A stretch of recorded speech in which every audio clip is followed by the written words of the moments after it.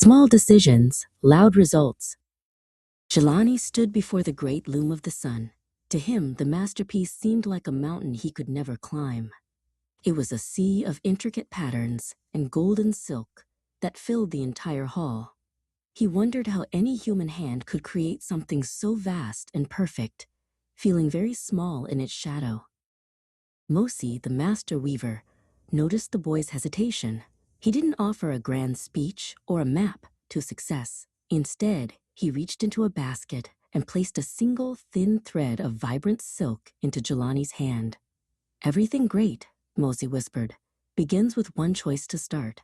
The mountain is just a collection of pebbles." The next morning, the sun was still hiding behind the distant hills. While the rest of the village was draped in the soft silence of sleep, Jelani forced his eyes open. The air was chilly and his bed was warm, but he chose to rise. He sat at his small loom, the wood cold and steady beneath his fingers. By midday, laughter echoed from the nearby river. Jelani's friend, Kalu, leaned through the workshop window, holding a fishing rod high. "The water is perfect, Jelani. The fish are jumping and the sun is high. Why stay inside for a few measly stitches?" Jelani looked at the sparkling river, then back at his single thread, and chose to stay. In the quiet of his room, away from any audience, Jelani practiced a difficult knot over and over. His fingers ached and his eyes grew tired. No one was there to cheer for him or see his progress. This was private work, the invisible discipline that doesn't win trophies but builds the soul of a master. Days turned into weeks, but the progress looked small.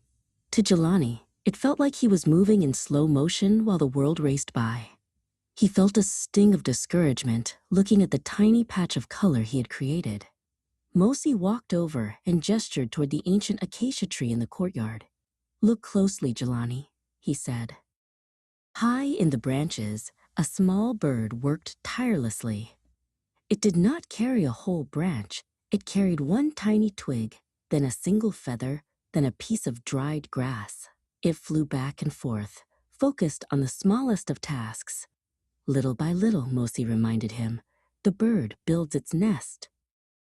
Jelani took those words to heart.